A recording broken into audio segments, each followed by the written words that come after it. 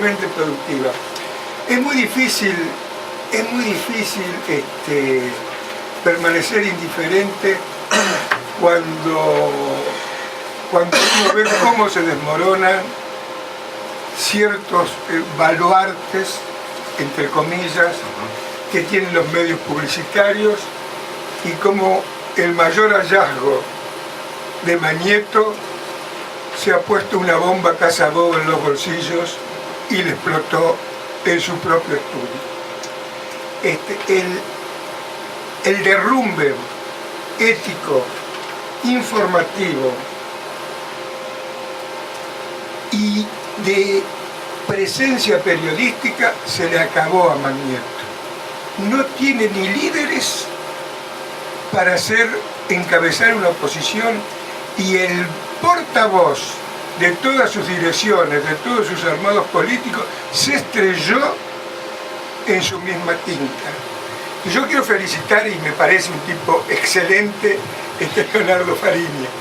¿Cómo lo enganchó al pobre Lanata? Qué bien trabajado. Esto debe haber sido, a ver, un trabajo de mucho tiempo. Uno se imagina, sí, digamos, sí, ¿no? Sí. Y de varias personas que se han puesto a pensar cómo realmente se arman los informes, meterse dentro de claro, yo pienso que hasta gente que lo mismo adentro. Claro, porque cuando uno basa una actividad en la mentira, se termina. El que lo conoce a Lanata o que le ha visto la trayectoria de él, sabe que es un farsante, es un mentiroso sin escuela. No sirve absolutamente para nada. Fundió Página 12, Crónica, Clarín, dejó cesante un montón de gente. Todas sus informaciones, ninguna ha terminado en buen puerto. Te agarra un periodista serio como Berbisky, escribe algo en Página 12, se investiga, y eso es una cuestión que tiene un fundamento indiscutible. Pero a este le enroscaron la víbora. Yo no sé si ustedes conocen la expresión, lo que quiere decir le enroscaron la víbora. Conceptualmente a lo mejor por ahí cambia, pero explíquenos. Bueno, antes, en la época de mucho movimiento, en el apogeo del peronismo, surgían negocios, vendedores ambulantes, surgía de todo. Se vendía todo. La Plaza Flores estaba toda reunida de venta de queso, todo. En Plaza 11, en todas las plazas había comercio que se desenvolvía. Y en esas que estaban las 24 horas funcionando, madrugada, no paraba. Era la renovación y llevar mercadería y traer como grandes ferias. En todos los barrios sucedía eso.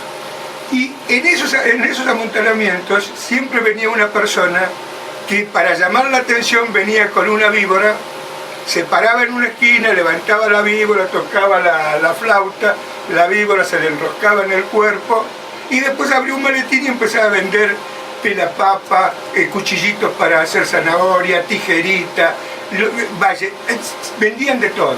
Entonces se hizo muy popular, con el espíritu inquieto y jocoso que a veces tenemos los porteños. Se le decía, cuando uno venía con un coche comprado, que era tuyo, le decía: che, te enroscaron la víbora, te enroscaron la víbora. Y esa expresión de te enroscaron la víbora era muy común en Buenos Aires. Cuando venía a un café, cualquier cosa que se presentaba, cualquier cosa tuya, te enroscaron la víbora. Qué dicho apropiado, ¿no? Para utilizarlo, y cómo ha trascendido. Cómo ha trascendido, ¿no? En algunas personas ya con años nos ha marcado. Y cómo te enroscaron la víbora es una expresión que ha tenido, fue muy corriente en los sentidos del humor. La radio siempre terminaba, o en un café te decía, siempre se decía te enroscaron la víbora, porque todos hemos cometido falencias o situaciones de presunta falencia. Pero el dicho adquiere acá una significación extraordinaria, porque a este gordito le enroscaron la víbora en su propio estudio, y con sus propios argumentos, y con sus propias palabras.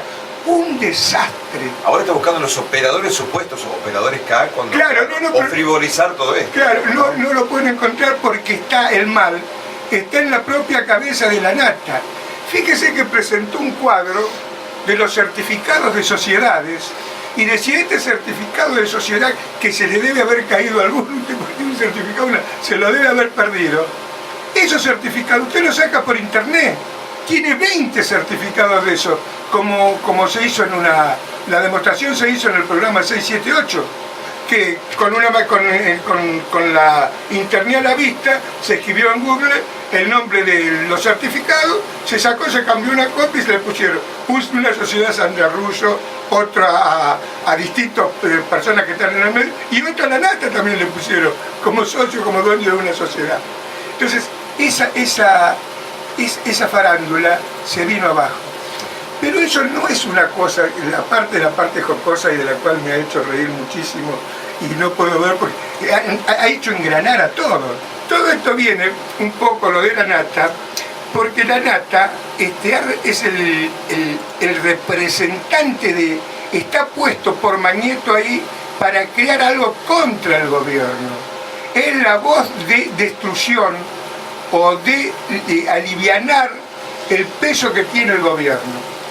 Entonces, ha creado en la gente con mucha naturalidad un sentido de odio interno.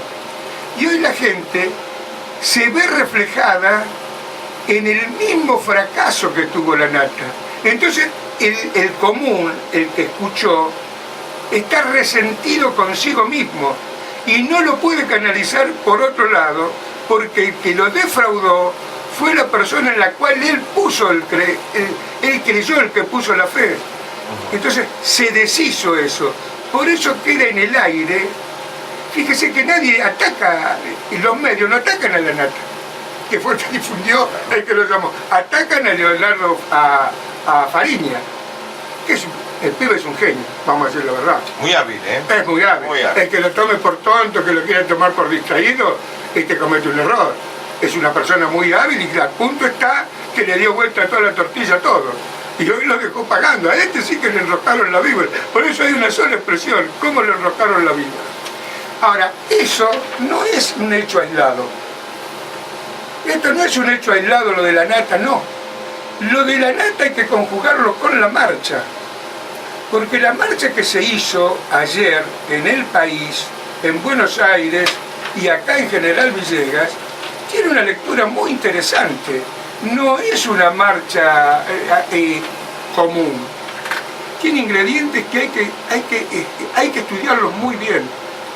El primer ingrediente que tenemos es que esa misma bronca que sembraron la Nata y todos los demás empleados de Magneto en los medios de difusión, ese odio que han generado se encuentra con una realidad que no lo pueden personificar en ninguna persona.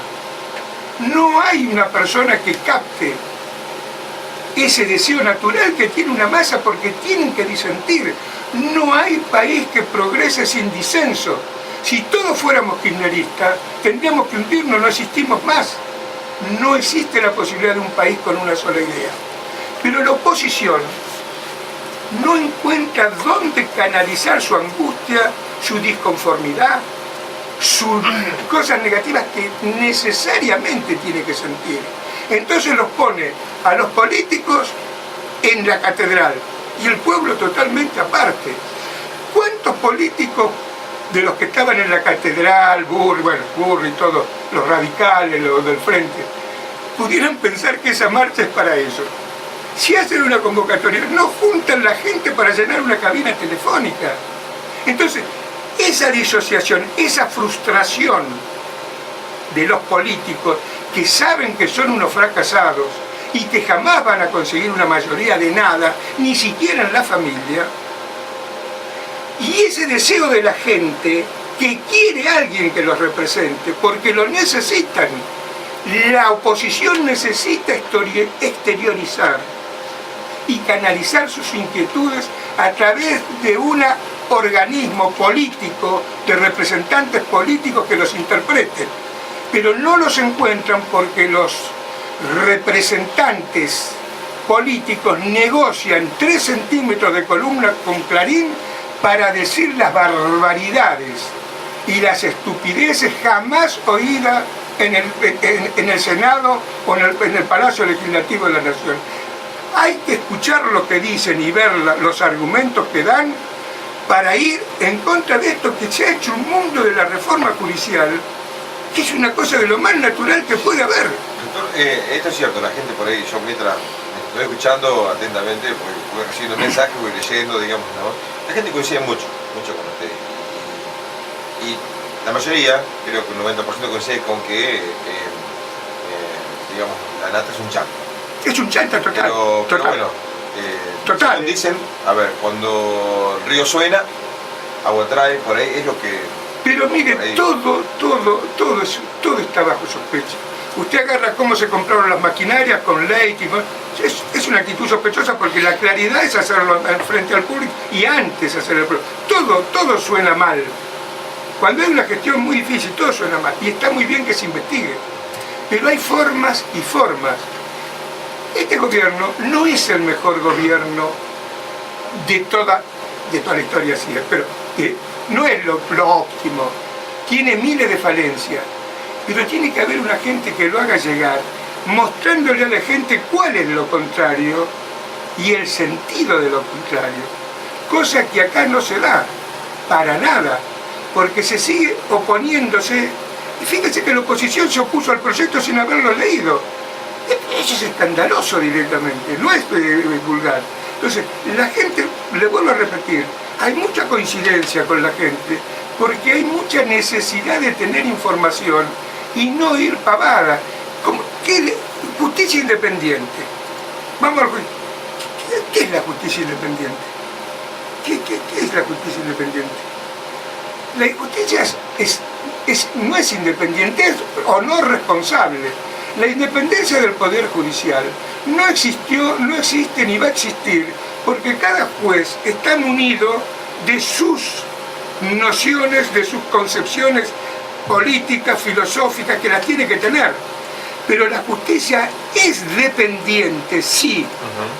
Cuando un grupo económico pone la plata o las gestiones que ha puesto, por ejemplo, en estos camaristas, que si se les puede llamar camaristas, que han dictaminado contra una ley sin ningún fundamento y han paralizado 5 años la posibilidad de que la difusión de las ideas, la difusión de la palabra, la democratización de la palabra existiera. Yo quisiera preguntarle a mucha gente, ¿qué pasa si mañana le sacan el fútbol para todo? ¿Se olvida la gente cuando tenía que ir a una confitería o pagar extra para ver la tribuna en su casa? ¿Cómo es posible que barbaridades, atropellos de esa naturaleza queden hoy perdidos en el tiempo? Hay gente que habla cosas que no sabe lo que dice. Yo quisiera saber cuántas personas que están en la marcha o que han salido a hablar saben lo que es una medida cautelar. ¿Qué es una medida cautelar? ¿Qué es una cámara de casación nueva? ¿Qué es? Esto sí lo va a entender la gente. No puede ser que en los juzgados, como sucede acá en Trenquelauquen, los hijos de los jueces estén distribuidos en todos los lugares, sacándole el trabajo a gente competente, idónea, que puede estudiar.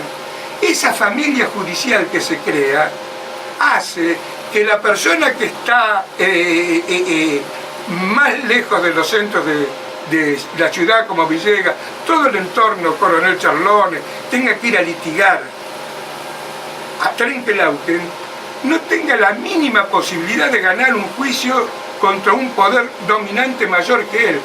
No existe porque se le ríen en la cara. Los citan a las 8 de la mañana y los atienden a la 1 de la tarde.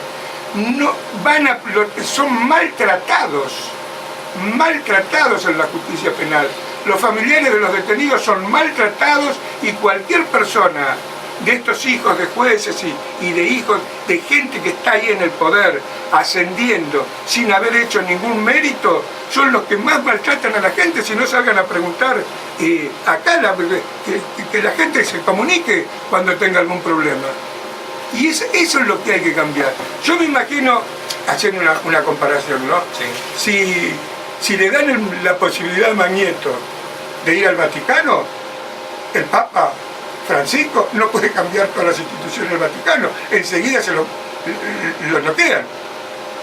Porque el Papa está haciendo una transformación en el Vaticano, donde le está tratando de sacar el poder a los más poderosos para restituirlo en forma horizontal. Esa es la reforma que está haciendo el Vaticano, como las reformas que se hicieron en el país, con la ley de medios, con los jubilados, con la privatización de muchas cosas. Esa es la esencia de los cambios. Por eso que este cambio en la justicia no solamente es necesario, sino que es imprescindible. Y toda esta movida, lo más importante que ha traído, le han enroscado la víbora a la nata en una forma que no se la saca No se más esperaba. encima.